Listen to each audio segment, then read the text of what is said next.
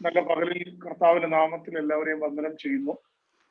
प्रभु यीशु मसीह के नाम में आप सभी को मैं स्वागत करता हूं. ബഹുമാന്യരായ നിരവധി ദേവദാസന്മാർ ഇന്ന് പകൽ നമ്മളോടൊപ്പമുണ്ട്. और कई कई प्रभु के दास दासी लोग आज सुबह हमारे बीच में हैं. ഇതിനു മുൻപ് പലതവണ ഒരുമിച്ച് കർത്താവിന്റെ സന്നിധിയിലായിരിക്കാനും പ്രാർത്ഥിക്കാനും നമുക്ക് കഴിഞ്ഞിട്ടുണ്ട്. और इसके पहले कई बार मिलकर संगति करने के लिए, प्रभु की आराधना करने के लिए प्रभु ने हमारे जीवनों में अवसरों को प्रदान किया है. ഇന്ന് പകൽ വീണ്ടും നമുക്ക് ഒരുമിച്ച് കർത്താവിന്റെ സന്നിധിയിലായിരിക്കാനും ദൈവവചനത്തെ ധ്യാനിക്കാനും കർത്താവ് നൽകിയ ഈ നല്ല സന്ദർഭത്തിന് കർത്താവിന് നന്ദി പറയും. आज की सुबह एक और बार आप सभी के साथ में मिलकर परमेश्वर की महिमा आराधना करने का एक अच्छा अवसर परमेश्वर ने हमारे जीवन में दिया. उसके लिए मैं प्रभु को धन्यवाद देना चाहता हूं. ഈ ദിവസങ്ങളിലേറെ പ്രാർത്ഥനകളോടെയാണ് ദൈവസഭ കടന്നു പോകുന്നതെന്ന് കർത്താവിന്റെ ദാസന്റെ വാക്കുകളിൽ നിന്ന് ഞാൻ മനസ്സിലാക്കുന്നു. और इन दिनों में आप दोनों कलीसियाएं प्रार्थना में समय को व्यतीत कर रही है. ये प्रभु के दास की बातों से मैं समझ पाया. നമ്മുടെ ആത്മീക ജീവിതത്തിന്റെ വർധനവിന് ഉതകുന്ന വേദവാക്യങ്ങൾ ഇന്ന് പകൽ ധ്യാനിക്കാനാണ് ആഗ്രഹിക്കുന്നത്. और हमारे आत्मिक जीवन में अभिवृद्धि के लिए लाभप्रद कुछ पदों को आज हम मिलकर अध्ययन करने जा रहे हैं. റോമാലേഖനം 5-ാമത്തെ അധ്യായത്തിലെ 2 വാക്യങ്ങളെ ആധാരമാക്കിയാണ് നമ്മൾ ഇന്ന് തിരുവെഴുത്ത് ധ്യാനിക്കുന്നത്. रोमियो की पत्री उसके 5वें अध्याय के अंदर से कुछ पदों को मैं आपके सम्मुख रखकर वचन ध्यान की ओर मैं आपके ध्यान को आकर्षित करना चाहूंगा. റോമാലേഖനം 5-ാമത്തെ അധ്യായം അതിന്റെ 9-10 വാക്യങ്ങൾ. रोमियो की पत्री 5वां अध्याय उसका 9वां और 10वां पद. അവന്റെ രക്തത്താൽ നീതീകരിക്കപ്പെട്ട ശേഷമോ നാം അവനാൽ കോപത്തിൽ നിന്ന് എത്രയധികമായി രക്ഷിക്കപ്പെടും. അത് 9-ാമത്തെ വാക്യം. 10-ാമത്തെ വാക്യം, ശത്രുക്കളായിരുന്നപ്പോൾ പുത്രന്റെ മരണത്താൽ നമുക്ക് ദൈവത്തോട് നിരപ്പ് വന്നെങ്കിൽ നിരന്ന ശേഷം അവന്റെ ജീവനാൽ നാം എത്ര അധികമായി രക്ഷിക്കപ്പെടും. 9वां और 10वां पद रोमियो की पत्री 5वां अध्याय 9 और 10. अतः जबकि हम अब उसके लहू के कारण धर्मी ठहरे तो उसके द्वारा परमेश्वर के क्रोध से क्यों न बचेंगे, क्योंकि बैरी होने की दशा में उसके पुत्र की मृत्यु के द्वारा हमारा मेल परमेश्वर के साथ हुआ, तो फिर मेल हो जाने पर उसके जीवन के कारण हम उद्धार क्यों न पाएंगे. എത്രയധികമായ രക്ഷ എന്ന ഒരു പ്രയോഗമാണ് നമ്മൾ ഇന്ന് പകൽ വായിച്ചത്. और कितना अधिक वह उद्धार, उस पद पर हम आज के संदेश को आधारित करना चाहेंगे. അവനാൽ എത്രയധികമായി രക്ഷിക്കപ്പെടും, 1. 2, അവന്റെ ജീവനാൽ എത്രയധികമായി രക്ഷിക്കപ്പെടും. और 2 बातें हैं, उसके द्वारा जो हमारा उद्धार और उसके जीवन के कारण हमारा उद्धार कितना अधिक हम पा सकते हैं. വേദപുസ്തകത്തിലെ ഒരു പ്രധാന പ്രയോഗമാണ് രക്ഷയ്ക്കായി വളരുക എന്നത്. और बाइबल के अंदर का एक प्रमुख जो है इस्तेमाल उस पद का है कि उद्धार किस प्रकार से हमें पाना है. റോമാലേഖനം പറയുന്നത് അധികമായ രക്ഷ എന്ന പ്രയോഗമാണ്. और रोमियो की पत्री में अधिक उद्धार इस प्रकार से एक पद प्रयोग आ रहा है. നമ്മുടെ എല്ലാം ജീവിതത്തിൽ ക്രിസ്തുവുമായി, യേശു ക്രിസ്തുവുമായി കണ്ടുമുട്ടാനും യേശു ക്രിസ്തുവിനെ വിശ്വസിക്കാനുമുള്ള കൃപ കർത്താവ് നമുക്ക് ദാനമായി തന്നു. और हम सभी के जीवन में यीशु मसीह से मुलाकात करने के लिए और यीशु मसीह के द्वारा उद्धार का अनुभव करने का अनुग्रह उसने मेरे और आपके जीवन में दिया है. നമ്മളെല്ലാം സുവിശേഷം കേട്ടത് വഴി നമ്മളിൽ സംഭവിച്ചത്, ആ സുവിശേഷത്തിൽ നമ്മൾ വിശ്വസിച്ചപ്പോൾ നാം രക്ഷിക്കപ്പെട്ടു.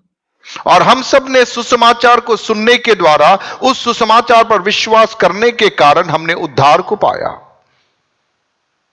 ആ രക്ഷിക്കപ്പെട്ടു എന്ന് പറയുന്ന ആ പ്രക്രിയ, അതിന്റെ അടുത്ത പടികളെ കുറിച്ചാണ് തിരുവെഴുത്ത് നമ്മോട് പറയുന്നത്. और उद्धार पाने की वह जो प्रक्रिया, उसके अगले सीढ़ियों के बारे में, अगले चरण के बारे में वचन में हम यहां पर सीख रहे हैं. നമ്മളിലെ ആത്മീക വളർച്ച, നമ്മളിലെ വിശുദ്ധീകരണം, നമ്മളിലെ തേജസ്സിലേക്ക് എന്ന് പറഞ്ഞാൽ നമ്മളിലെ ആത്മമനുഷ്യൻ കൈവരിക്കേണ്ട തേജസ്സിന്റെ തലങ്ങൾ, ഇതെല്ലാമാണ് ഈ വാക്യങ്ങളിലെ പ്രതിപാദ്യ വിഷയം. और इन वचनों के जो प्रमुख तत्व इस प्रकार से कि जब हमने उद्धार पा लिया, उस उद्धार के अनुभव में, उस अनुग्रह में कैसे गहराइयों में बढ़ सकते हैं, कैसे हमारा अंदर का जो मनुष्य है वो शुद्धता के अंदर और महिमान्वित अवस्था के अंदर आगे बढ़ सकता है, उन बातों को हम यहां पर देख सकते हैं. അതുകൊണ്ട് നമുക്ക് ഏറെ പ്രാർത്ഥനയോടെ ധ്യാനത്തോടെ ഈ വചനത്തിന്റെ മുൻപിൽ ഇന്ന് പകലായിരിക്കാം. और इसलिए आज की सुबह बड़ी ही प्रार्थना के साथ में हम इस वचन के सम्मुख बने रहे. റോമാലേഖനം വിശ്വാസത്തെ കുറിച്ച് നമ്മോട് സംസാരിക്കുന്നുണ്ട്. रोमियो की पत्री विश्वास के बारे में हमें समझाती है. ആ വിശ്വാസത്തിന്റെ വ്യത്യസ്തമായ തലങ്ങൾ, അത് വിപരീതമായ സാഹചര്യങ്ങളിലൂടെ കടന്നു പോകുമ്പോഴും നാം വിശ്വസിക്കണമെന്ന് നമ്മളോട് വളരെ ശക്തമായി ആവശ്യപ്പെടുന്ന ദൂതുകൾ റോമാലേഖനത്തിലുണ്ട്.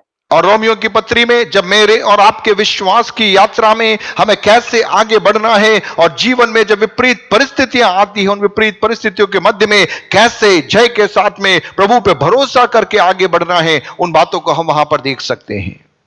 നമ്മളെല്ലാവരും യേശു ക്രിസ്തു നമ്മുടെ രക്ഷകനാണ് എന്ന് വിശ്വസിക്കുന്നവർ തന്നെയാണ്. हम सब ये विश्वास करते हैं कि यीशु मसीह ही हमारा उद्धार करता है.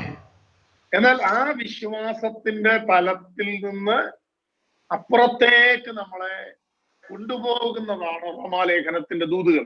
लेकिन रोमियो की पत्री के अंदर का संदेश उस सतही विश्वास या सतही अंगीकार से एक गहराई में, उद्धार के गहराई के अनुभवों के अंदर हमें लिए चलता है. ഈ റോമാലേഖനം 4-ാമത്തെ അധ്യായത്തിൽ അബ്രഹാമിനെയും സാറായെയും എല്ലാം ദൈവം നമുക്ക് പരിചയപ്പെടുത്തുന്നതാണ്. और रोमियो की पत्री 4वें अध्याय में परमेश्वर अब्राहम और सारा के बारे में हमें परिचय दिलाता है.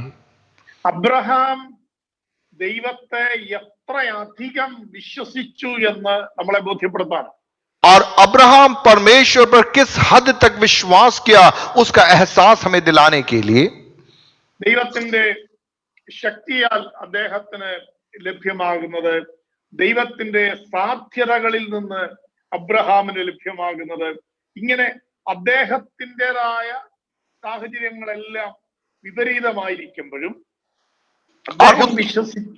അദ്ദേഹം വിശ്വസിച്ച ദൈവത്തിന്റെ ശക്തിയാൽ അദ്ദേഹത്തിന് പ്രാപിക്കാൻ കഴിയുന്നതിനെ കുറിച്ചുള്ള കാര്യങ്ങളാണ് റോമാലേഖനം 4-ാമത്തെ അധ്യായം. और रोमियो की पत्री में 4थे अध्याय में हम पाते हैं कि अब्राहम जो अपने व्यक्तिगत बल से या व्यक्तिगत सामर्थ्य से जिन बातों को हासिल नहीं कर पा रहा था, जो बातें उसकी पहुंच से दूर थी, लेकिन विश्वास के कारण किस प्रकार से उसके जीवन के अंदर उन विपरीत परिस्थितियों में परमेश्वर के हाथ को वो देख पाया और उन बातों को अपने जीवन में संभव होते हुए अनुभव कर पाया, उसके बारे में हम उस अध्याय में विस्तार से देखते हैं.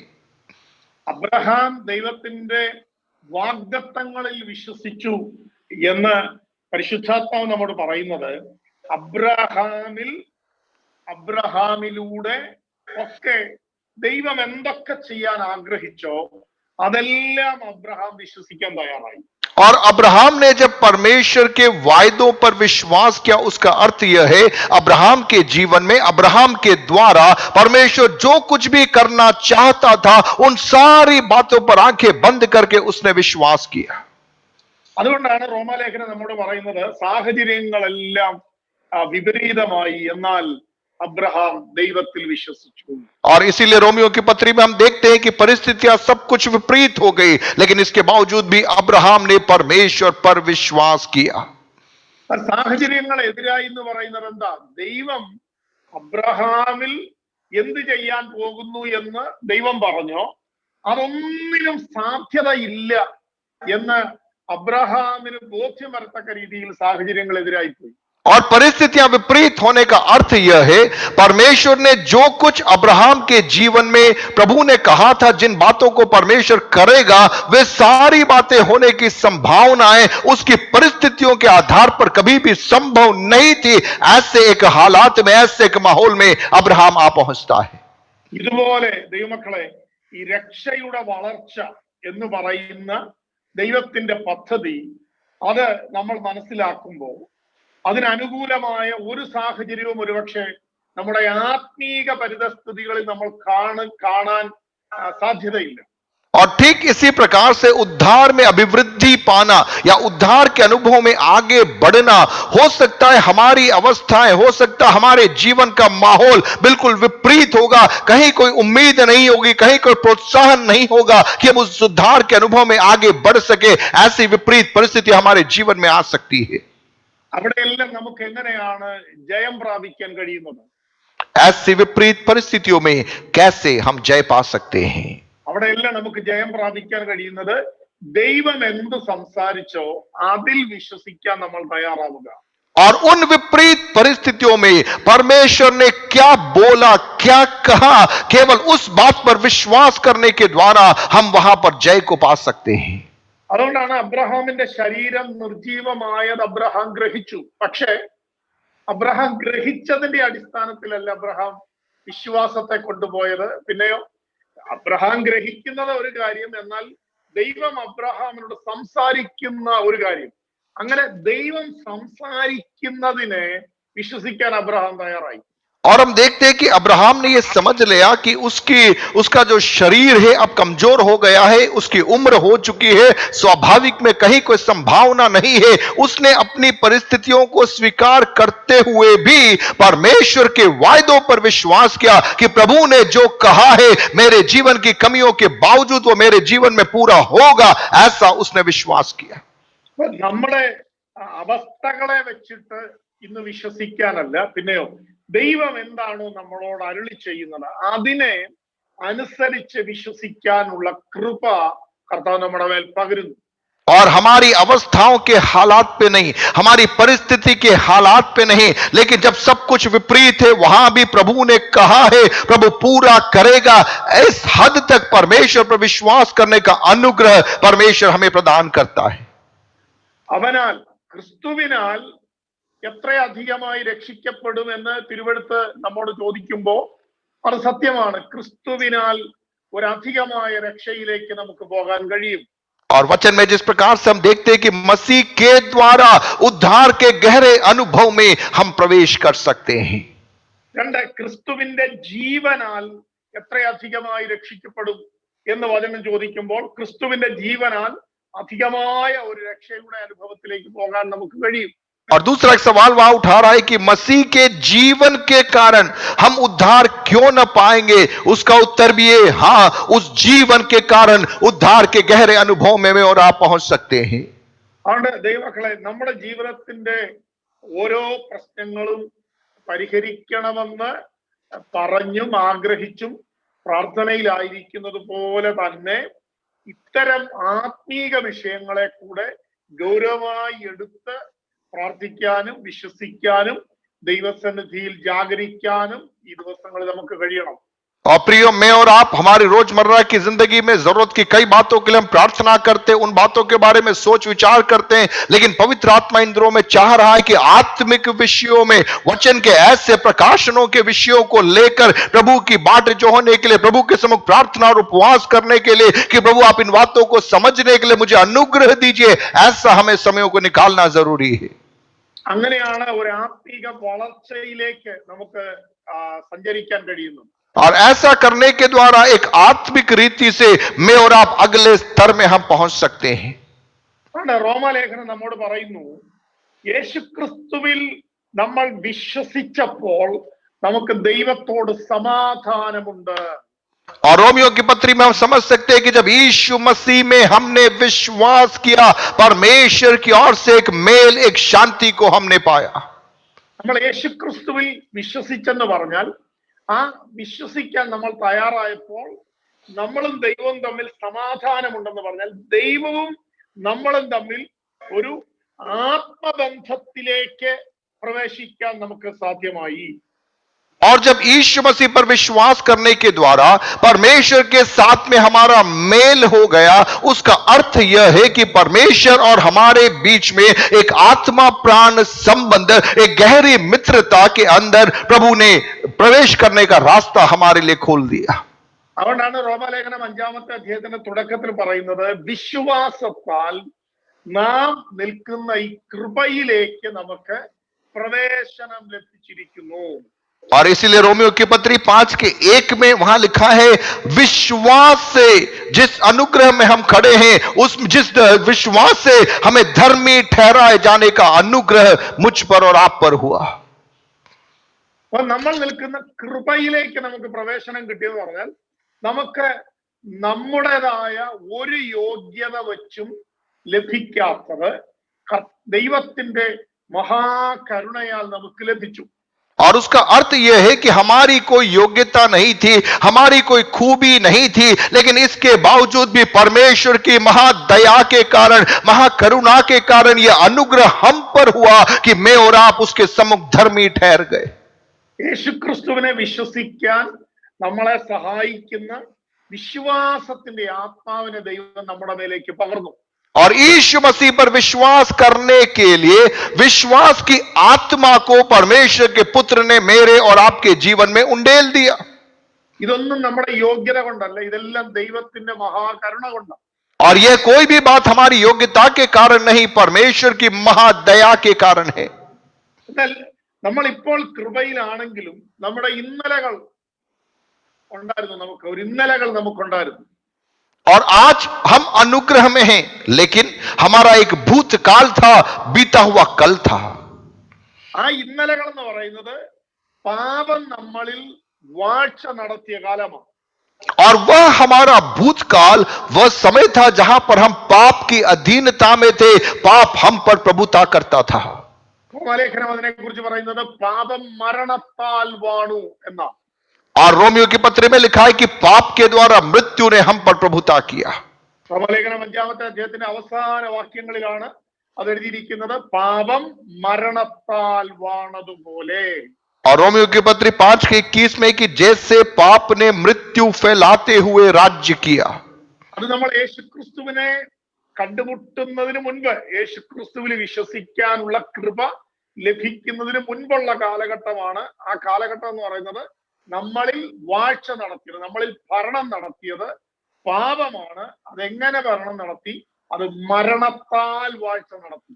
और यीशु मसीह पे जीवन, यीशु मसीह के हाथों में जीवन सौंपने से पहले जब मैं और आप अंधकार की अधीनता में थे, उस समय पाप के द्वारा मृत्यु हम पर अपने राज्य को फैला रहा था.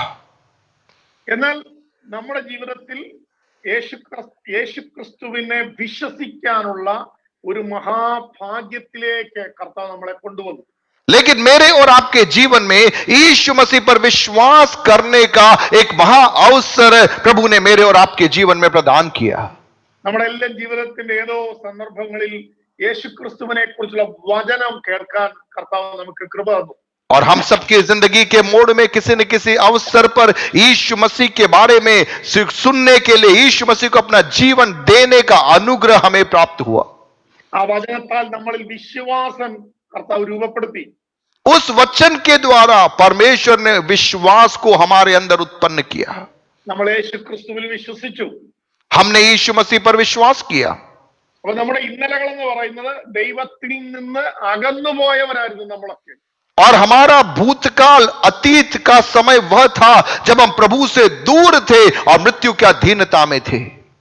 എന്നാൽ യേശുക്രിസ്തു നമ്മുടെ ജീവിതത്തിലേക്ക് വന്നപ്പോൾ നമുക്ക് ദൈവത്തോട് നിരപ്പുണ്ടായി. लेकिन यीशु मसीह जब मेरे और आपके जीवन के अंदर आ गया, परमेश्वर के साथ में हमारा मेल मिलाप हो गया. അപ്പൊ എവിടെയോ കണ്ണെത്താത്ത ദൂരത്തിരിക്കുന്ന ഒരു യജമാനനോട് സങ്കടം പറയുന്ന ഒരു മനസ്സിലല്ല നമ്മൾ ഇന്ന് പകൽ വരേണ്ടത്. പിന്നെയോ നമുക്ക് ദൈവത്തോട് സമാധാനമുണ്ട്. प्रियो, कहीं दूर सुदूर बैठे हुए एक स्वामी के सामने आकर हमारी वेदनाओं को, हमारे दुख दर्दों का बखान करने की स्थिति में हम नहीं है, लेकिन हमें यह समझना है कि परमेश्वर के साथ में मेरा और आपका मेल मिलाप हो चुका है. യേശുക്രിസ്തു നമ്മുടെ ജീവിതത്തിൽ എന്താ ചെയ്തത്? നമുക്ക് ദൈവത്തോട് സമാധാനം ഉണ്ടാക്കി, നമ്മളെ ദൈവത്തോട് നിരപ്പിച്ചു, നമ്മളെ ദൈവവുമായി ചേർത്തു, നമ്മളെ ദൈവത്തിങ്കലുള്ള അവകാശത്തിലേക്ക് കൊണ്ടുവന്നു. അതുകൊണ്ട് നമുക്ക് ഇപ്പോൾ ദൈവത്തോട് സ്വാതന്ത്ര്യമുണ്ട്.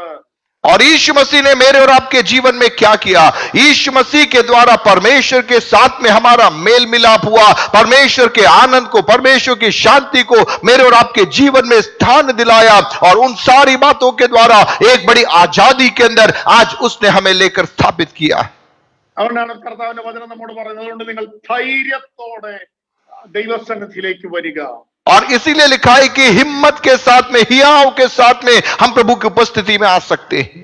ഈ പകലിൽ നമ്മൾ എവിടെയാണോ ആയിരിക്കുന്നത്, ഭവനത്തിലായിരിക്കാം, ചർച്ചിന്റെ ഹാളിലായിരിക്കാം, എവിടെയോ ആയിരിക്കട്ടെ, പക്ഷെ അവിടെ ഇരുന്ന് കൊണ്ട് യേശുക്രിസ്തുവിന്റെ നാമത്തിലുള്ള വിശ്വാസത്താൽ നമുക്ക് ദൈവസന്നിധിയിലേക്ക് ധൈര്യത്തോടെ കയറി ചെല്ലാം.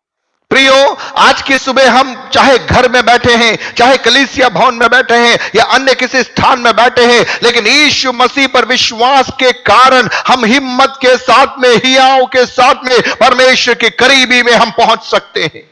അപ്പൊ നമ്മൾ ചിന്തിച്ചു വന്നത്, നമ്മുടെ ഇന്നലകളിൽ പാപം നമ്മളിൽ മരണത്താൽ വാഴ്ച നടത്തി. और हम सीख रहे थे कि हमारे भूतकाल में पाप के द्वारा मृत्यु हम पर राज्य कर रहा था, प्रभुता कर रहा था. എന്നാൽ നമുക്ക് യേശുക്രിസ്തുവുമായി ബന്ധമുണ്ടായി, നമുക്ക് ദൈവത്തോട് നിരപ്പ് വന്നു, നമ്മൾ ഈ കൃപയിലേക്ക് പ്രവേശിച്ചു.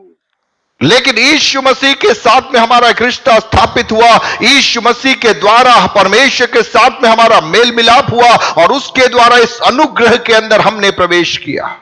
ഇപ്പോൾ നമ്മൾ നിൽക്കുന്നത് കൃപയിലാണ്. और अभी मैं अनुग्रह में हूं. ഇന്നലെ പാപം നമ്മളിൽ വാഴ്ച നടത്തിയെങ്കിൽ കർത്താവിന്റെ വചനം പറയുന്നു, ഇന്ന് നമ്മളിൽ കൃപ ജീവനായി വാഴണം. और पिछले दिनों में यदि पाप के द्वारा मृत्यु हम पर राज्य कर रहा था, तो यदि आज हमने प्रभु के अनुग्रह को पाया है, तो अनुग्रह के द्वारा प्रभु का जीवन हम में प्रभुता करना है. പാപം മരണത്താൽ വാഴ്ച നടത്തിയ ഒരു കാലഘട്ടം, എന്നാൽ നമുക്ക് യേശുക്രിസ്തുവിലൂടെ ദൈവത്തോട് സമാധാനം ഉണ്ടായതുകൊണ്ട് ഇനി നമ്മളിൽ കൃപ ജീവനായി വാഴ്ച നടത്തണം. और हमारा जीवन का एक अतीत जहां पर पाप के द्वारा मृत्यु हम पर प्रभुता कर रहा था, लेकिन यीशु मसीह पर विश्वास करने के द्वारा परमेश्वर के साथ में मेल मिलाप में आने के कारण अनुग्रह के द्वारा परमेश्वर का जीवन हम पर प्रभुता करना है.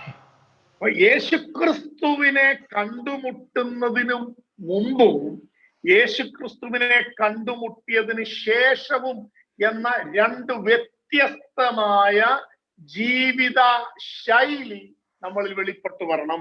यदि ऐसा है तो यीशु मसीह से मुलाकात पाने से पहले का हमारा जीवन और यीशु मसीह से मुलाकात होने के बाद के हमारे जीवन में बहुत फर्क होना चाहिए.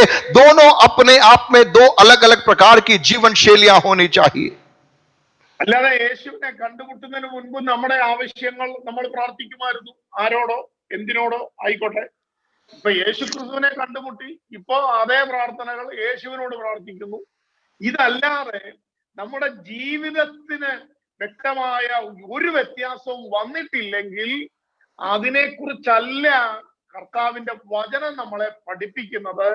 അവിടെ അധികമായ രക്ഷയിലേക്ക് നാം പ്രവേശിക്കണം.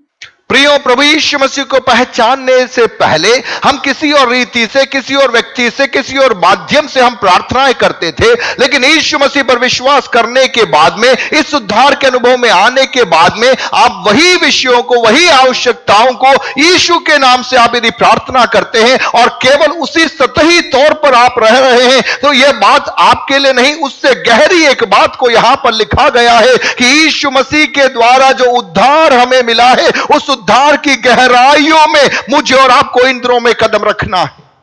അതുകൊണ്ടാണ് തിരുവെഴുത്ത് പറയുന്നത്, ദൈവത്തിന്റെ ആത്മാവ് വന്നവൻ ആള് മാറിയതുപോലെ ആയി തീർന്നു. और इसीलिए हम वचन में देखते हैं, जिस पर प्रभु का आत्मा उतरता है वह एक और ही मनुष्य बन जाता है. അതുകൊണ്ടാണ് 5-ാമത്തെ അധ്യായത്തിൽ നമുക്ക് ദൈവത്തോട് നിരപ്പ് വന്നെന്നും യേശുക്രിസ്തുവിന്റെ രക്തത്താൽ നാം നീതീകരിക്കപ്പെട്ടെന്നും അവന്റെ മരണത്താൽ നമുക്ക് ആമേൻ ദൈവത്തോട് നിരപ്പ് വന്നെന്നും എല്ലാം പരിശുദ്ധാത്മാവ് പറയുന്നത്. और 5वें अध्याय में हम देखते हैं कि यीशु मसीह के द्वारा परमेश्वर के साथ में हमारा मेल हुआ और यीशु मसीह के लहू के कारण हम धर्मी ठहरे और उसकी मृत्यु के कारण हमारा एक मेल मिलाप हुआ, एक रिश्ता स्थापित हुआ. ये सारी बातें यहां पर कही गई है. അപ്പൊ ആ വചനങ്ങളാൽ നമ്മളിലെ അവിശ്വാസമോ സംശയമോ ഭയമോ ഒക്കെ ഈ പകലിൽ യേശുവിന്റെ നാമത്തിൽ വിട്ടുമാറണം. प्रियो, यह वचन यदि मैं और आप समझेंगे, हमारे अंदर से संदेह, हमारे अंदर से भय, हमारे अंदर से दुविधा की भावनाएं यीशु मसीह के नाम में हमारे जीवनों को छोड़ देगी। നമ്മുടെ യേശുക്രിസ്തുവിന്റെ രക്തത്താൽ നിരപ്പ് വന്നവരാണ്. യേശുക്രിസ്തുവിന്റെ നാമത്തിൽ ദൈവത്തോട് സമാധാനം ഉണ്ടായവരാണ്. യേശുക്രിസ്തുവിന്റെ മരണത്താൽ നാമും ദൈവവുമായിട്ട് ആമേൻ നിരന്നു. അപ്പൊ ഇതൊക്കെ കൊണ്ട് നാം ദൈവത്തിന്റെ അവകാശികളാണ്. നാം ദൈവത്തിന്റെ നന്മയുടെ പങ്കാളികളാണ്. അവിടെ പിശാചിനോ ജഡത്തിനോ ഒന്നും നമ്മുടെ മേൽ ഒരു തടസ്സം ഇടാൻ ഒക്കത്തില്ലെന്ന് ആ വചനത്താൽ ഇന്ന് പകൽ വിശ്വസിക്കാൻ നാം തയ്യാറാണ്. और आज की सुबह वचन के आधार पर हमें विश्वास करना है कि यीशु मसीह के लहू के द्वारा मैं और आप यदि धर्मी ठहरे हैं, यीशु मसीह की मृत्यु के द्वारा हमारा मेल मिलाप हुआ है, यदि ये सारी बातें हुई है तो परमेश्वर के उस धार्मिकता में रहने के कारण, उस अनुग्रह में रहने के कारण जो भी भलाइयां, जो भी प्रबंध मेरे लिए और आपके लिए प्रभु ने रखा है, उन पर विश्वास करने का एक अनुग्रह मेरे और आपके जीवनों के अंदर प्रकट होना है। അപ്പൊ നമുക്ക് ദൈവത്തോട് നിരപ്പുണ്ടായി, സമാധാനമുണ്ടായി, നിരന്നു എന്നെല്ലാം റോമാലേഖനം 5-ാമത്തെ അധ്യായത്തിൽ പറയുന്നത് കൊണ്ടാണ് 8-ാമത്തെ അധ്യായത്തിൽ പരിശുദ്ധാത്മാവ് ചോദിക്കുന്നത്, ദൈവം നമുക്ക് അനുകൂലമെങ്കിൽ പ്രതികൂലമാർ. और रोमियो की पत्री 5वें पद के 5वें अध्याय में जब हम देखते हैं यीशु मसीह के द्वारा, उसके लहू के द्वारा हमें धर्मी ठहराया गया, परमेश्वर के साथ में हमारे उस रिश्ते को सही किया गया, एक मेल का संबंध हमारे जीवनों में दे दिया, उसके द्वारा हमारा उसका जीवन हम में आ गया। ये सारी बातें 5वें अध्याय में बताने के बाद में 8वें अध्याय में कहता है, कौन हमें मसीह के प्रेम से अलग कर सकता है। അതുകൊണ്ടാണ് റോമാലേഖനം 5-10 ഒക്കെ നമ്മോട് ചോദിക്കുന്നത്, പുത്രന്റെ മരണത്താൽ നമുക്ക് ദൈവത്തോട് നിരപ്പ് വന്നെങ്കിൽ നിരന്ന ശേഷം നാം അവന്റെ ജീവനാൽ എത്രയധികമായി രക്ഷിക്കപ്പെടും. और वही कारण है कि 9वें और 10वें पद के अंदर लिखा है कि हम उसके लहू के कारण धर्मी ठहरे तो उसके द्वारा परमेश्वर के क्रोध से क्यों न बचेंगे। और उसका 10वें पद में लिखा है कि हमारा मेल परमेश्वर के साथ हो गया है और मेल हो जाने के कारण उसके जीवन के द्वारा हम उद्धार क्यों नहीं पाएंगे। ആ വാക്യം ഒന്നുകൂടെ ശ്രദ്ധിക്കണം. യേശുക്രിസ്തുവിന്റെ മരണം നമ്മളെ ദൈവത്തോട് നിരപ്പിച്ചെങ്കിൽ യേശുക്രിസ്തുവിന്റെ ജീവനാൽ ദൈവത്തോട് എത്രയധികമായി ആമേൻ നാം രക്ഷിക്കപ്പെടണം.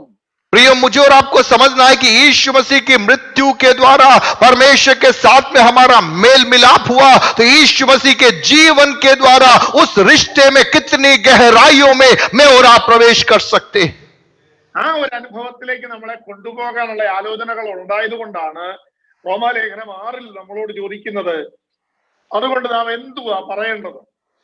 और मेरे और आपके बारे में परमेश्वर की मनसा वह होने के कारण कि हमें गहराई में ले जाए, इसीलिए 6ठे अध्याय में वो हमसे कहता है कि सो हम क्या कहें। ഇന്നലകളിൽ ദൈവത്തെ അറിയാതിരുന്നപ്പോ നമ്മുടെ മേൽ പകർന്ന കൃപയാൽ നമുക്ക് ദൈവത്തോട് നിരപ്പ് വന്നെങ്കിൽ കർത്താവിന്റെ ആത്മാവ് നമ്മോട് ചോദിക്കുന്നു, ഇനി എന്തുവാ പറയേണ്ടത്? കൃപ പെരുകേണ്ടതിന് ഇനി പാപം ചെയ്തുകൊണ്ടിരിക്കുകയെന്നോ? और प्रभु का आत्मा मुझसे और आपसे कहता है, जब हम पाप में रहते थे, जब हम प्रभु से दूर थे, ऐसे समयों में परमेश्वर का अनुग्रह हम पर हुआ, हम उस अवस्था से बाहर निकले।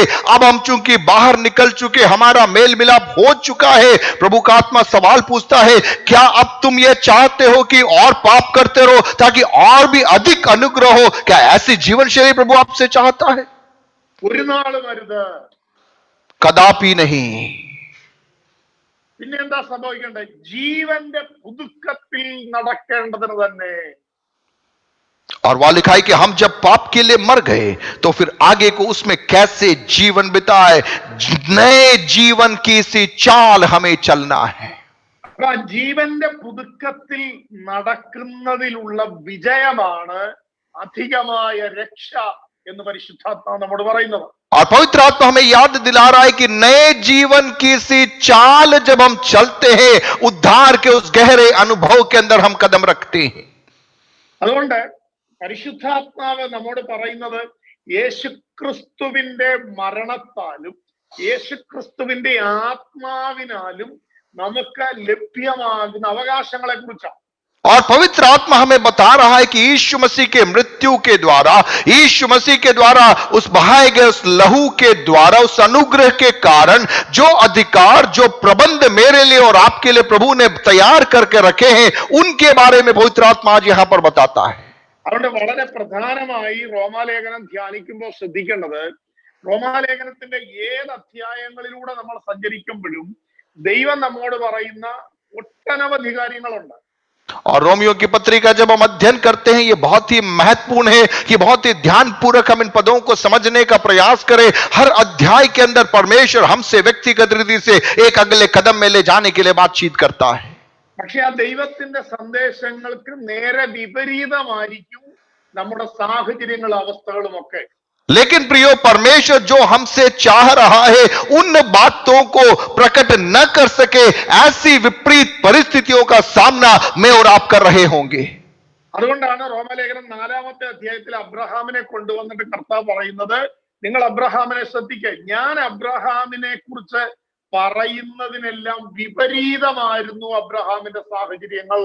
और इसीलिए चौथे अध्याय में अब्राहम का उदाहरण परमेश्वर का आत्मा प्रस्तुत करता है और कहता है कि प्रभु ने जो कुछ अब्राहम के जीवन से चाहा, उन सारी बातों के विपरीत थी अब्राहम के सामने की परिस्थितियां। അബ്രഹാം പലതും ഗ്രഹിച്ചു. अब्राहम ने कई बातों को समझा। എന്ന് പറഞ്ഞാൽ അബ്രഹാമിന് മനസ്സിലായി, ദൈവത്തിന്റെ വാക്കുകൾ ഇതാണെങ്കിലും എന്റെ അവസ്ഥകൾ അതിന് നേരെ വിപരീതമാണെന്ന് അബ്രഹാമിന് മനസ്സിലായി. और अब्राहम ने समझ लिया कि प्रभु के वायदे तो मेरे साथ में हैं, लेकिन मेरी जमीनी हालात, मेरी हकीकत उसके ठीक विपरीत है। പക്ഷെ അബ്രഹാം മനസ്സിലാക്കിയ കാര്യങ്ങളായിരുന്നില്ല അബ്രഹാമിന്റെ വിശ്വാസത്തിന്റെ അടിസ്ഥാനം, പിന്നെയോ ദൈവത്തിന്റെ വാക്കുകളായിരുന്നു. अब्राहम ने दिखने वाली जो परिस्थितियां थी, उसकी कमजोर हालात थी, उस पर विश्वास नहीं किया, लेकिन परमेश्वर के वायदों पर उसने विश्वास किया। അതുകൊണ്ട് റോമാലേഖനത്തിനെ ഏത് ദൂത് ധ്യാനിക്കുമ്പോഴും ഇതുപോലെ നമ്മളെ അസ്വസ്ഥമാക്കുന്ന, നമ്മളെ അവിശ്വസിപ്പിക്കുന്ന ഒരുപാട് അനുഭവങ്ങളിലൂടെ സാഹചര്യങ്ങളെല്ലാം നമ്മുടെ മുമ്പിൽ ഉണ്ടാകും. और इसलिए रोमियो के अध्याय से होकर जब हम जाते हैं, हमारे जीवन में कई विपरीत ऐसी परिस्थितियां आएगी जहां पर हम प्रभु पर आसानी से विश्वास नहीं कर पाए। അവിടെയെല്ലാം നമ്മൾ എന്തുവാ ചെയ്യേണ്ടത്? वहां पर सब हमें क्या करना है? അബ്രഹാമിനെ കുറിച്ച് പറയുന്ന, അവൻ ആശയ്ക്ക് വിരോധമായി ആശയോടെ വിശ്വസിച്ചു. और अब्राहम के बारे में लिखा है कि उसने निराशा में भी आशा रखकर विश्वास किया। അവൻ അവന്റെ അവസ്ഥകളെക്കാൾ അരുളി ചെയ്തവനെ വിശ്വസിച്ചു. और उसकी वर्तमान परिस्थितियों से बढ़कर प्रभु ने कही हुई बातों पर उसने अधिक विश्वास किया। ഇത്ര കാലമായിട്ടും നടക്കാത്തത് ഇനി നടക്കുമോ എന്ന ചോദ്യം അബ്രഹാമിന്റെ ഉള്ളിൽ വരുമ്പോഴും അബ്രഹാം പറയുന്നു, കാലത്തെക്കാൾ ഉന്നതനാണ് എന്റെ ദൈവം.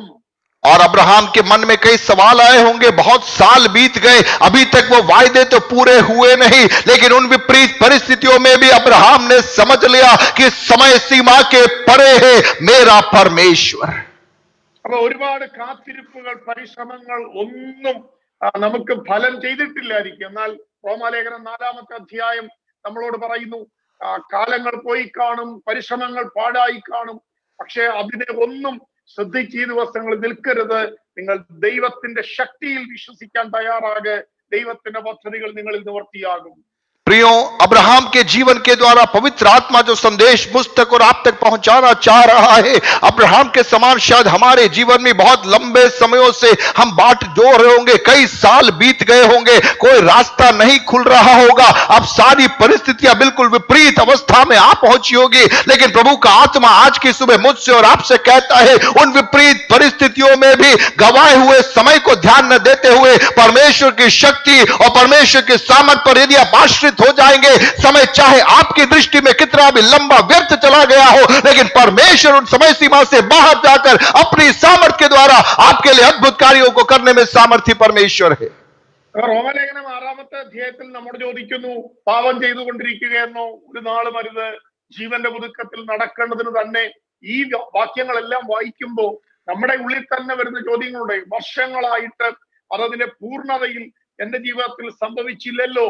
ഇങ്ങനെയൊക്കെയുള്ള ചിന്തകൾ നമ്മുടെ ഉള്ളിൽ വരുമ്പോഴും അബ്രഹാം എന്താ പറഞ്ഞത്? അബ്രഹാമിനോട് ദൈവം എന്താ പറഞ്ഞത്? അബ്രഹാമേ, നീയാ തളർന്നു പോയത്, പക്ഷേ ഞാൻ തളർന്നിട്ടില്ല. और हम देखते हैं कि रोमियो की पत्री 6 अध्याय में कई सवालों को पवित्र आत्मा यहां पर पूछता है, क्या हम पाप करते रहे कि अनुग्रह बहुत है? और ऐसे सवालों के बीच में कई बार हम सवाल उठाते हैं कि प्रभु बहुत समय बीत गया, बहुत लंबा समय हो गया, मेरे जीवन में असफलता ही मुझे हासिल हुई। लेकिन प्रभु का आत्मा अब्राहम के जीवन के द्वारा मुझसे और आपसे बातचीत करता है, अब्राहम तेरी उम्र हो चुकी है, तू थक गया होगा, तेरे लिए अब कोई उम्मीद की किरण बाकी नहीं होगी, लेकिन मैं थका नहीं हूं, मेरा सामर्थ कम नहीं हुआ है, और मैं अभी भी कार्य करने के लिए बलवंत परमेश्वर हूं।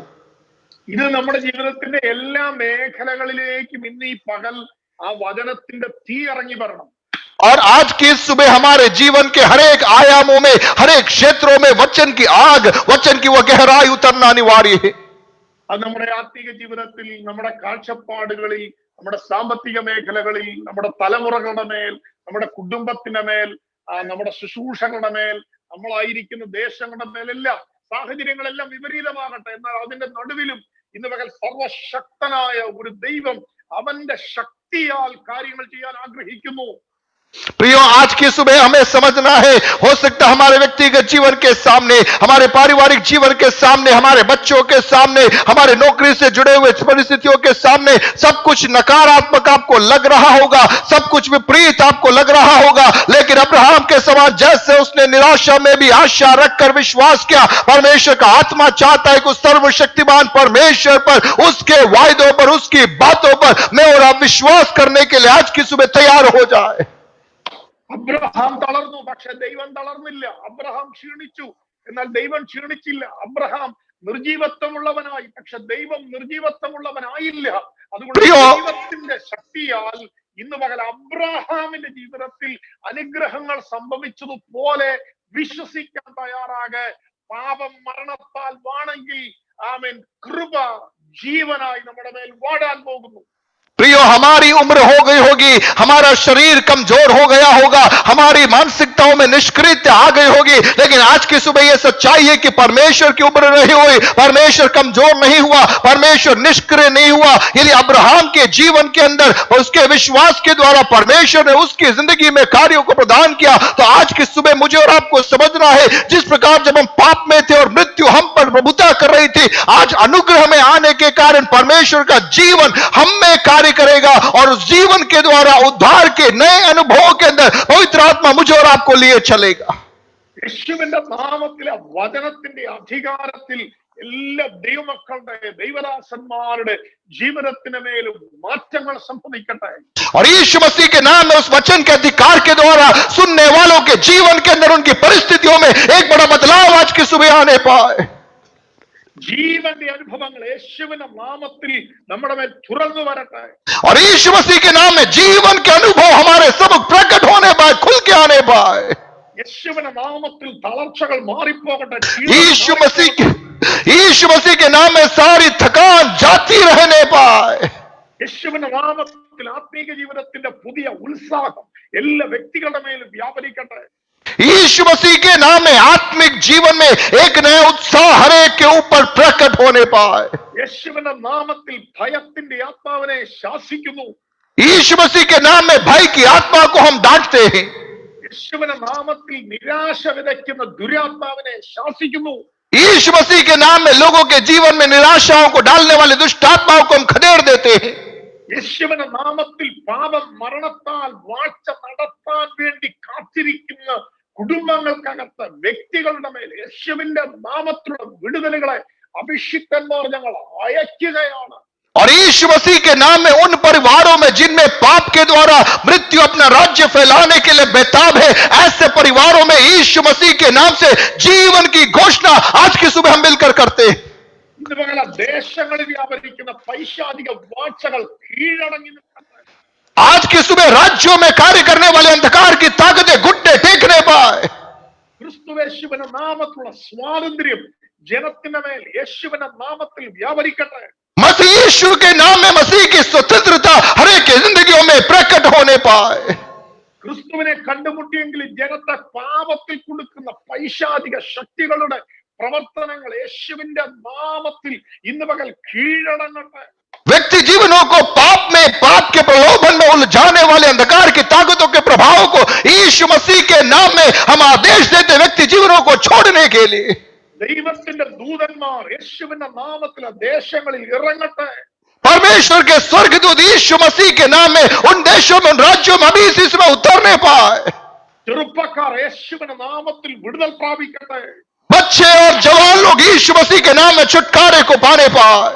ഇപ്പോൾ തന്നെ ദുർശക്തികൾ യേശുവിന്റെ നാമത്തിൽ വ്യക്തികളിൽ നിന്ന് അഴിഞ്ഞു മാറട്ടെ. अभी इसी समय दुष्ट आत्मा की ताकत व्यक्तियों से व्यक्तियों को छोड़ देने पाए। വിശ്വസിക്കാൻ കഴിയാതെ ബന്ധിക്കപ്പെട്ടിരിക്കുന്ന മനസ്സുകൾ യേശുവിന്റെ നാമത്തിൽ സ്വതന്ത്രമാകട്ടെ. और विश्वास न कर सके ऐसा बंधन में पड़े हुए मन यीशु मसीह के नाम से आजाद होने पाए।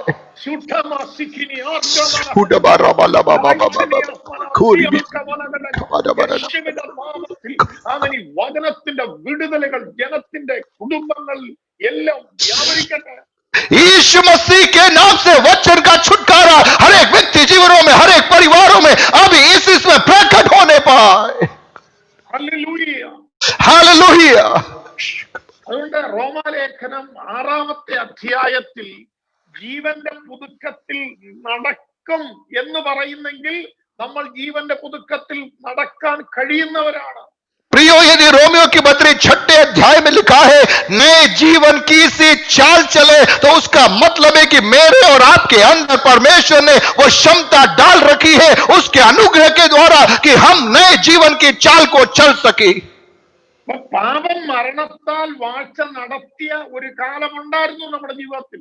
मेरे और आपके जीवन में एक समय था जहां पर पाप के द्वारा मृत्यु हम में राज्य कर रहा था, എന്നാൽ ഇന്ന് കൃപ ജീവനാൽ വാഴ്ച നടത്തണം. लेकिन प्रियो वर्तमान में आज अनुग्रह जीवन के द्वारा हम में प्रभुता करना है। നമ്മുടെ ജീവിതത്തിന്റെ സമസ്ത മേഖലകളിലും ദൈവത്തിന്റെ ജീവൻ ഈ ദിവസങ്ങൾ വ്യാപരിക്കണം. हमारे जीवन के हर एक क्षेत्रों के अंदर परमेश्वर का जीवन इन दिनों में प्रकट होना है। അതുകൊണ്ടാണ് റോമാലേഖനം 4-ൽ അബ്രഹാമിനെ സമൂലമായ പരിവർത്തനത്തിന് വിധേയപ്പെടുത്തിയ ദൈവശക്തിയുടെ ഇടപെടൽ അബ്രഹാം അനുഭവിച്ചു. और इसीलिए रोमियो की पत्री 4 अध्याय में अब्राहम के जीवन के हर एक क्षेत्रों में बदलाव पहुंचाया हुआ परमेश्वर की सामर्थ का प्रकटीकरण के बारे में हमें बताया गया है। അബ്രഹാമിനോട് ദൈവം പറഞ്ഞില്ല 24 വർഷം കഴിഞ്ഞില്ലേ അബ്രഹാമേ, ഇനി സാധ്യതയില്ല. ദൈവം പറഞ്ഞില്ല. अब्राहम से प्रभु ने यह नहीं कहा अब्राहम 24 साल हो गए, विलंब हो गया, अब कोई संभावना नहीं है, ऐसा परमेश्वर ने नहीं कहा। ദൈവം അന്നേരം അബ്രഹാമിനോട് പറഞ്ഞു ഞാൻ സർവശക്തൻ. परमेश्वर ने अब्राहम से कहा मैं सर्वशक्तिमान परमेश्वर हूं। അഭിഷിക്തന്മാരോട് പരിശുദ്ധാത്മാ പറയുന്ന ആ പട്ടണങ്ങളെ നിങ്ങളെ ഏൽപ്പിക്കാൻ അവൻ സർവശക്തൻ. प्रियो, आज की सुबह पवित्र आत्मा मुझसे और आपसे कह रहा है राज्यों को नगरों को आपके हाथों में सौंपने के लिए आपका परमेश्वर सर्वशक्तिमान है। അവിടെ വ്യാപരിക്കുന്ന പൈശാചിക ശക്തികളുടെ മീതെ നിങ്ങളെ എഴുന്നേൽപ്പിക്കാൻ അവൻ സർവശക്തൻ. और उन क्षेत्रों में कार्य करने वाले अंधकार की ताकतों के ऊपर आपको स्थापित करने के लिए आपका परमेश्वर सर्वशक्तिमान है। ഇന്ന് പകൽ ദൈവത്തിന്റെ ആത്മാവിനോട് പറയുന്നു വർഷങ്ങളുടെ കണക്കുകൾ വെച്ച് അഭിഷിക്തന്മാരെ അവൻ ക്ഷീണിപ്പിക്കുന്ന ഒരു ദുരാത്മാവിന്റെ പദ്ധതി യേശുവിന്റെ നാമത്തിൽ ഇന്ന് പകൽ നിങ്ങളുടെ മുമ്പിൽ കീഴടങ്ങുകയാണ്. आज की सुबह पवित्र आत्मा कुछ लोगों से व्यक्तिगत बातचीत कर रहा है, कई सालों की गणना लेकर कई सालों की असफलताओं को आपके सामने चित्रित करके आपके जीवन को निराशा में ले जाने वाली शत्रु की योजनाओं को यीशु मसीह के नाम से आज की सुबह हम निरस्त करते हैं। അങ്ങനെ ഒരു സ്ട്രാറ്റജിയെ തകർക്കാനുള്ള ഒരു അഭിഷേകത്തിലേക്ക് अभिषिक्तन्मारे परिशुद्धात्मा एഴുന്നേൽപ്പിക്കുന്നു और उन रणनीतियों को नेस्ताभूत करने के अभिषेक के स्तर के अंदर परमेश्वर का आत्मा अपने लोगों को खड़ा करना चाहता है।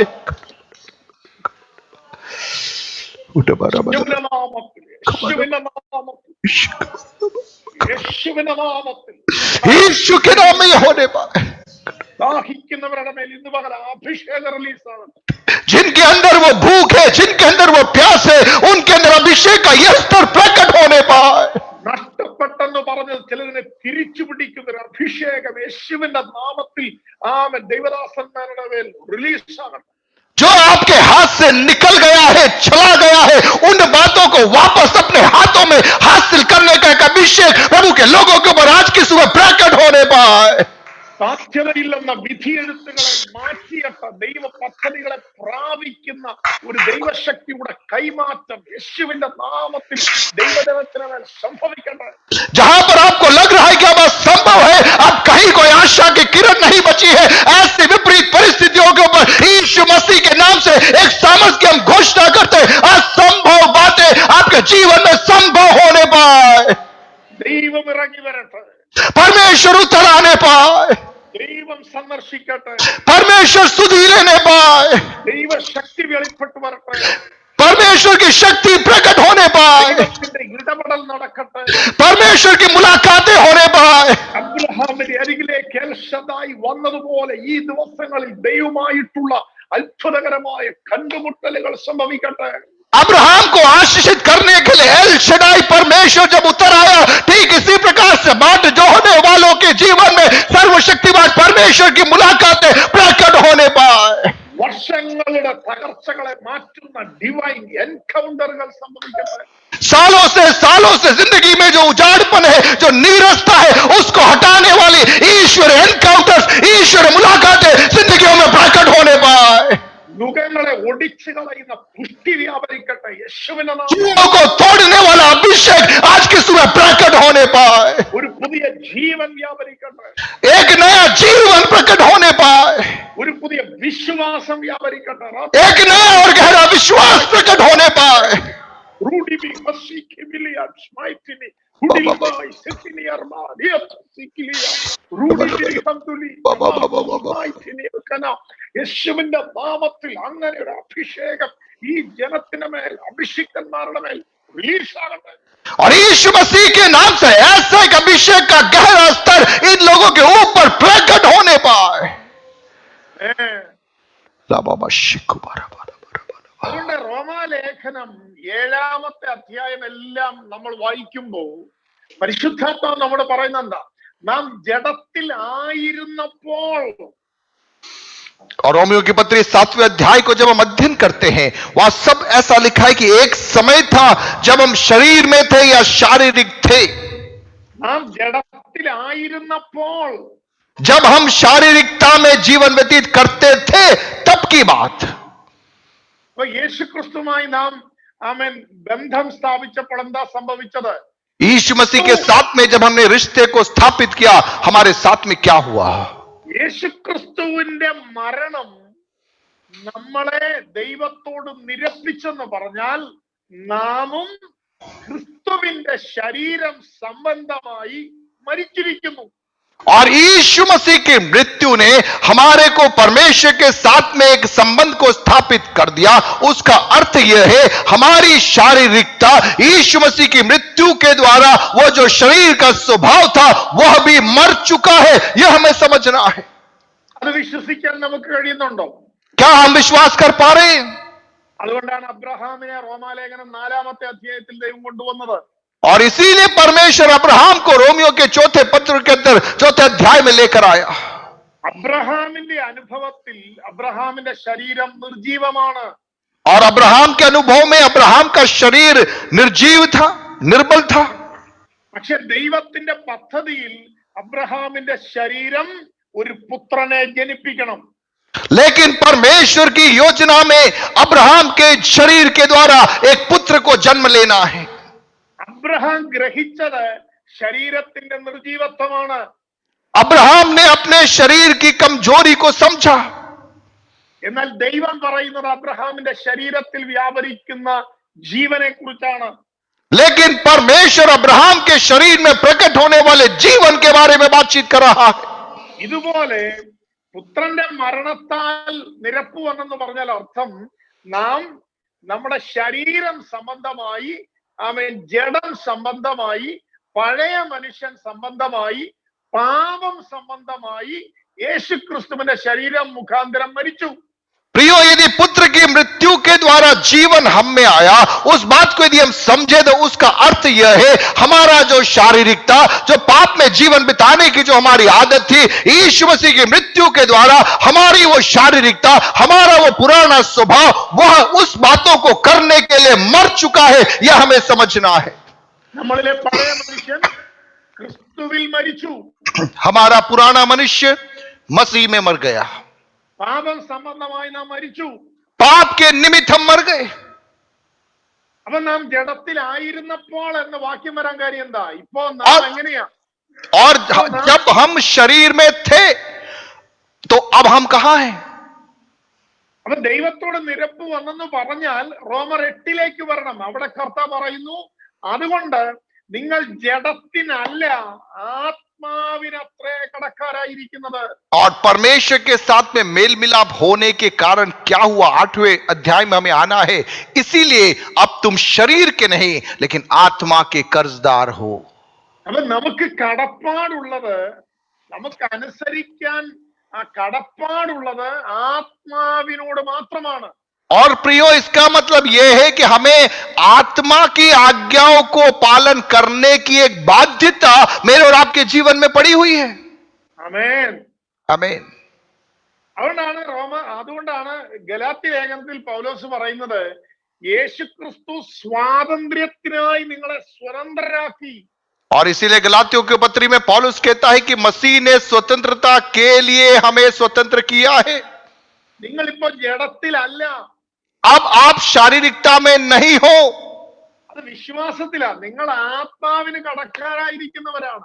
आप विश्वास के द्वारा आत्मा के कर्जदार हो। ഇതെങ്ങനെയാണ് നമുക്ക് വിശ്വസിക്കാൻ കഴിയുന്നത്? हम इसे कैसे विश्वास कर सकते हैं? വീണ്ടും റോമാലേഖനം 4 പോണം. रोमियो की पत्री 4 अध्याय में वापस आपको जाना पड़ेगा।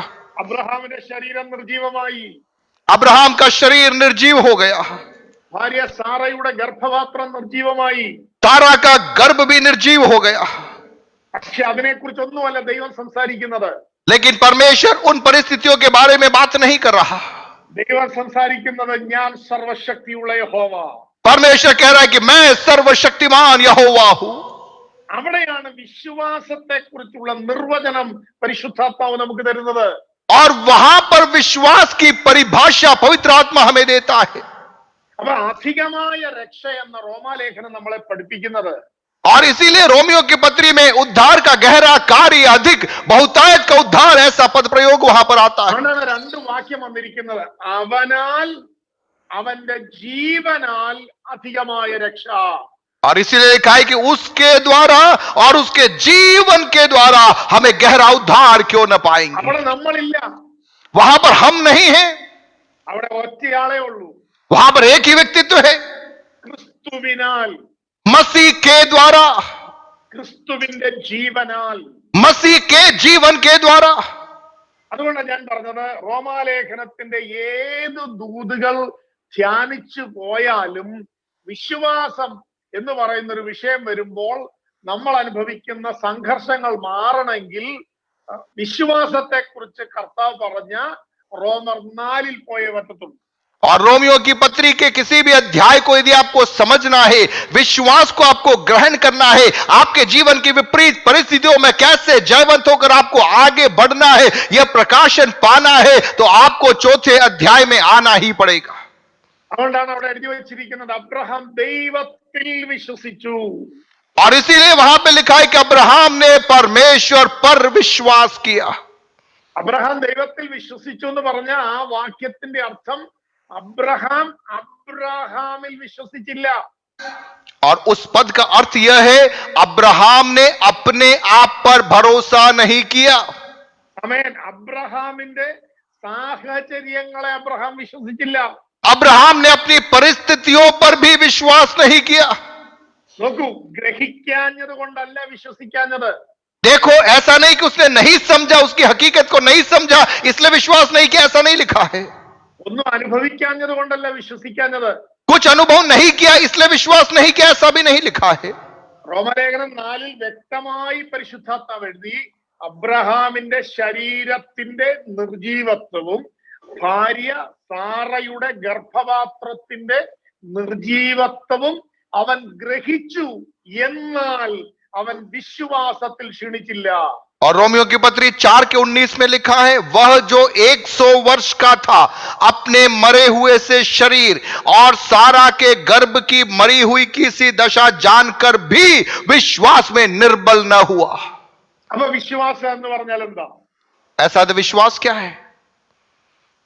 അബ്രഹാമിന്റെ ജീവിതവുമായി ബന്ധപ്പെട്ട് കിടക്കുന്ന നിർജീവത്വങ്ങളെ വിശ്വസിക്കാൻ ഇഷ്ടപ്പെട്ടില്ല. अब्राहम के जीवन के साथ में जुड़ी हुई पराजयों को, निर्बलताओं के ऊपर विश्वास करने का मन नहीं बनाया. അതുകൊണ്ട് ദൈവമക്കളെ, അഭിഷിക്തന്മാരെ, നിങ്ങളുടെ ജീവിതത്തിന്റെ നിർജീവത്വങ്ങളെ നിങ്ങൾ വിശ്വസിക്കരുത്. और इसीलिए प्रियो, आपके जीवन की निर्बलताओं पर, आपके जीवन की असफलताओं पर अब आप विश्वास न रखिए, उस पर भरोसा न रखिए. ചോദിക്കാം, അത് സത്യമല്ലേ? आप सवाल कर सकते हैं, सच है नहीं है क्या ये? അത് ശരിയല്ലേ? क्या ये सही नहीं है? ഇതൊക്കെ നമുക്ക് ചോദിക്കാം. ये सब हम सवाल उठा सकते हैं. പക്ഷെ വിശ്വാസം എന്നതിനെ കുറിച്ച് റോമാലേഖനം പറയുന്നത്, അവൻ അബ്രഹാം കണ്ടതോ തൊട്ടനുഭവിച്ചതോ ഒന്നും ആയിരുന്നില്ല. പിന്നെയോ ദൈവം പറഞ്ഞതെന്തോ അതിനെയാണ് അബ്രഹാം വിശ്വസിച്ചത്. रोमियो की पत्री 4 अध्याय में विश्वास के बारे में प्रभु क्या याद दिलाता है? अब्राहम ने जो देखा, अब्राहम ने जो सुना, अब्राहम ने जो स्पर्श किया वह नहीं, लेकिन परमेश्वर जो कहता है उस पर उसने विश्वास को रखा. അതുകൊണ്ട് ദൈവത്തിന്റെ പരിശുദ്ധാത്മാവിന് ഈ ദിവസങ്ങളിൽ നമ്മളെ അവനാലും അവന്റെ ജീവനാലും അധികമായ രക്ഷയിലേക്ക് കൊണ്ടുപോകാൻ ആഗ്രഹമുണ്ട്. और इसीलिए परमेश्वर का पवित्र आत्मा उसके द्वारा और उसके जीवन के द्वारा हमें उद्धार के गहरे अनुभव में लिए चलना चाहता है. ആ അധികമായ രക്ഷ എന്ന് പറയുന്നതിനകത്ത് നമ്മുടെ ജീവിതത്തിന്റെ എല്ലാ മേഖലകളും വരും. और उस उद्धार की गहराई के अंदर हमारे जीवन का सारा आयाम, सारा क्षेत्र आ जाता है. ആത്മീകമായത്, ശാരീരികമായത്, മാനസികമായത്, ഭൗതികമായത് എല്ലാം ഉൾപ്പെടെയാണ് കർത്താവ് പറയുന്നത്, അധികമായ രക്ഷയിലേക്ക് നിങ്ങൾ വളരണം. और उस अधिक उद्धार की गहराई में, अधिकाई में आपको बढ़ना है. उसका अर्थ यह है, आपके जीवन के हर क्षेत्र में, भौतिक क्षेत्र में, सेहत के संबंध के अंदर, आर्थिक क्षेत्र में, पारिवारिक क्षेत्र में, कलीसियाई क्षेत्र में, जीवन के हर आयामों में एक अभिवृद्धि वहां पर बढ़ी हुई है. അതുകൊണ്ടാണ് അബ്രഹാമിനോട് കർത്താവ് പറഞ്ഞു, ഞാൻ നിന്നെ ഐശ്വര്യമായി അനുഗ്രഹിച്ചിരിക്കുന്നു. और इसीलिए अब्राहम से कहा कि मैंने तुझे बहुतायत से आशीषित किया है. അനുഗ്രഹം എന്ന് പറയുന്ന ഒരു പദത്തോട് ചേർന്ന് കർത്താവ് പറഞ്ഞതാണ്, ഞാൻ നിന്നെ ഐശ്വര്യമായി അനുഗ്രഹിച്ചിരിക്കുന്നു. आप देखिए, केवल आशीष की बात नहीं कही है, बहुतायत से मैं तुझे आशीषित कर रहा हूं. അതുകൊണ്ട് അഭിഷിക്തന്മാരെ, ദൈവജനമേ, വർഷങ്ങൾ കടന്നുപോയി കാണും. ഇപ്പോഴും നെഗറ്റീവായ സാഹചര്യങ്ങൾ നമ്മുടെ മുമ്പിൽ ഉണ്ടാകും. എന്നാൽ അതിനെ ഒന്നും വിശ്വസിക്കാതെ, അതിനെ ഒന്നും അങ്ങോട്ട് ഒരു പരിധിയിൽ കൂടുതൽ സ്വീകരിക്കാതെ ഗ്രഹിച്ചോ. പക്ഷേ ഗ്രഹിച്ചതിന്റെ അടിസ്ഥാനത്തിലല്ല വിശ്വസിക്കണമെന്ന് തിരുവെഴുത്ത് പറയുന്നു. ദൈവത്തിന്റെ വചനത്തിൽ, ദൈവത്തിന്റെ അരുളപ്പാടുകളിൽ, ദൈവത്തിന്റെ ശക്തിയിൽ, വിളിച്ച ദൈവത്തിലുള്ള വിശ്വസ്തതയിലൊക്കെ ഈ ദിവസങ്ങളിൽ വിശ്വസിച്ചിട്ട് അധികമായ, അവനാലും അവന്റെ ജീവനാലുമുള്ള അധികമായ രക്ഷയിലേക്ക് പോകാൻ പരിശുദ്ധാത്മാവ് നമ്മളെ സഹായിക്കട്ടെ. और पवित्र आत्मा हमारी मदद करने पाए कि हमारे जीवन की नकारात्मक परिस्थितियां होगी, हमें लग रहा होगा कि अब कुछ हो नहीं सकता, ये सारी बातें अपनी जगह सही होगी, लेकिन उन सारी विपरीत परिस्थितियों के मध्य में परमेश्वर सर्वशक्तिमान है, परमेश्वर सामर्थी है. प्रभु ने कहा है वो निश्चय पूरा करेगा. हमारे जीवन में मृत्यु नहीं, लेकिन उसका जीवन राज्य करेगा. उन बातों पर विश्वास करने के लिए पवित्र आत्मा हमारी मदद करने पाए. അവിടെ നമുക്ക് ഒരുമിച്ച് പ്രാർത്ഥിക്കാം. आइए हम मिलकर प्रार्थना करेंगे. ഈ വചനങ്ങളാലുള്ള ചിന്തകൾ നമ്മളിലേക്ക് വരട്ടെ. अब वचन के द्वारा, वचन के विचार हमारे मनों में स्थान लेने पाए. ഈ വചനങ്ങൾക്ക് വിരോധമായ എല്ലാ ചിന്താഗതികളും യേശുവിൻ നാമത്തിൽ നമ്മിൽ നിന്ന് മാറിപ്പോകട്ടെ. और वचन के विपरीत आने वाली सारी कल्पनाएं, सारे विचार यीशु मसीह के नाम से हमारे मनों को छोड़ने पाए. ദൈവത്തിന്റെ ശബ്ദത്തിൽ നിന്ന് വ്യത്യസ്തമായി സാഹചര്യങ്ങളെ, അവസ്ഥകളെ ഒക്കെ നോക്കി ക്ഷീണിക്കുന്ന അനുഭവങ്ങൾ യേശുവിന്റെ നാമത്തിൽ നമ്മിൽ നിന്ന് മാറിപ്പോകട്ടെ. परमेश्वर के वायदों के विपरीत परिस्थितियों पर आधारित होकर आने वाली हर प्रकार की सोच, विचारों को यीशु मसीह के नाम से हम आदेश देते हमारे मनों को छोड़ने पाए. സ്വർഗീയ പിതാവേ, ഇന്ന് പകൽ ഞങ്ങൾ സ്തോത്രം ചെയ്യുന്നു. स्वर्गीय पिता, हम मिलकर आपको धन्यवाद देते हैं യേശുവിന്റെ നാമത്തിൽ यीशु मसीह के नाम में। വിശ്വാസത്തിന്റെ ആത്മാവിനെ പിന്നെയും ഞങ്ങളുടെ മേലേക്ക് പകരണമേ. विश्वास की आत्मा को पुनः हमारे जीवनों में उंडेलिए। ഈ ദിവസങ്ങളിൽ കർത്താവെ, അങ്ങയാലും അങ്ങയുടെ ജീവനാലുമുള്ള അധികമായ ആത്മരക്ഷയുടെ അനുഭവത്തിലേക്ക് ഞങ്ങളെ നടത്തണമേ കർത്താവെ. प्रभु जी, इन दिनों में आपके द्वारा और आपके जीवन के द्वारा उस बहुतायत के उद्धार के अनुभव में आप हमारी अगुवाई करना। ഒരു വർഷം കൂടെ ഞങ്ങളെ വിട്ടുപോകാനായി ആമേൻ ഞങ്ങളുടെ മുൻപിൽ നിൽക്കുന്നല്ലോ. प्रभु जी, एक और साल हमें छोड़कर इतिहास का पन्ना बनने के लिए हमारे सम्मुख है। എന്നാൽ അനുഗ്രഹത്തിന്റെ അനുഭവത്തിലേക്ക് ഞങ്ങളെ നടത്തുന്ന ഒരു ദൈവം സ്വർഗത്തിൽ ഞങ്ങൾക്കുണ്ടെന്ന് ഞങ്ങൾ വിശ്വസിക്കുന്നു. लेकिन अनुग्रह के अनुभव में हमें लिए चलने वाला एक परमेश्वर स्वर्ग में हमारे लिए है, हम उस पर विश्वास करते हैं। 24 വർഷം ഒന്നും സംഭവിക്കാത്ത അബ്രഹാമിന്റെ ജീവിതത്തിൽ 24ാമത്തെ വർഷം ഇറങ്ങി വന്നൊരു ദൈവം ഞങ്ങൾക്കുണ്ടെന്ന് ഞങ്ങൾ ഏറ്റുപറയും. अब्राहम के जीवन में 24 साल तक कोई खास हलचल नहीं हुई, लेकिन 24वें वर्ष अब्राहम के लिए उतर आया हुआ एक परमेश्वर है, ऐसा हम वचन में देखते हैं। അങ്ങ് നഷ്ടപ്പെട്ട സംവത്സരങ്ങളെ ഞങ്ങൾക്ക് മടക്കി തരുന്ന ദൈവമാണ്. हमारे खोए हुए वर्षों को हमें लौटा कर देने वाला हमारा परमेश्वर। അനർത്ഥം അനുഭവിച്ച സംവത്സരങ്ങൾ കൊത്തവണ്ണം ഞങ്ങൾക്ക് ആനന്ദം നൽകുന്ന ദൈവമാണ്. और हमारे जीवन में अनर्थों में से होकर गए हुए वर्षों के स्थान पर आनंद से भरे हुए वर्षों को हमें लौटाने वाला परमेश्वर। കർത്താവേ, അങ്ങ് ഞങ്ങളെ വീണ്ടും ജീവിപ്പിക്കുന്ന ദൈവമാണ്. परमेश्वर, आप में पुनः जिलाने वाले परमेश्वर हो। കർത്താവേ, അങ്ങ് ഞങ്ങളെ മടക്കി വരുത്തുന്ന ദൈവമാണ്. परमेश्वर, आप हमें लौटा लाने वाले परमेश्वर हो। കർത്താവേ, അങ്ങ് ഞങ്ങൾക്ക് പുതിയ ശക്തിയും ജീവനും തരുന്ന ദൈവമാണ്. परमेश्वर, आप हमें नया सामर्थ्य और नया जीवन देने वाले परमेश्वर हो। അതെല്ലാം ഈ പ്രഭാതത്തിൽ ഞങ്ങൾ വിശ്വസിക്കുന്ന കർത്താവേ. उन सारी बातों पर आज की सुबह हम विश्वास करते हैं। യേശു ക്രിസ്തുവിന്റെ നാമത്തിൽ, यीशु मसीह के नाम में, യേശു ക്രിസ്തുവിന്റെ ജീവനാൽ यीशु मसीह के जीवन के द्वारा ഈ ദിവസങ്ങളിൽ ഞങ്ങളുടെ ജീവിതത്തിന്റെ സമൂലമായ മാറ്റങ്ങൾ ഞങ്ങൾ കാണട്ടെ കർത്താവ്. इन दिनों में हमारे जीवन के अंदर एक आमूलचूल परिवर्तन, बदलाव आने पाए। അങ്ങ് ഐശ്വര്യമായി ഞങ്ങളെ അനുഗ്രഹിക്കുന്ന ദൈവമാണ്. आप बहुतायत से हमें आश्रित करने वाले परमेश्वर हो। തൃക്കരങ്ങളിലേക്ക് ഞങ്ങളെ ഏൽപ്പിക്കും. आपके सामर्थ्य हाथों में हम अपने आप को सौंपते हैं। പ്രാർത്ഥന കേട്ടതുകൊണ്ട് സ്തോത്രം. प्रार्थना सुनने के लिए धन्यवाद। വലിയ അനുഗ്രഹത്തിലേക്ക് ഞങ്ങളെ നടത്തുന്ന കൃപയ്ക്കായി നന്ദി. एक गहरे आशीष के अनुभव में आप में ले जा रहे हैं, उसके अनुग्रह के लिए धन्यवाद। യേശുവിൻ നാമത്തിൽ തന്നെ यीशु के नाम में हम मांगते हैं। ആമേൻ.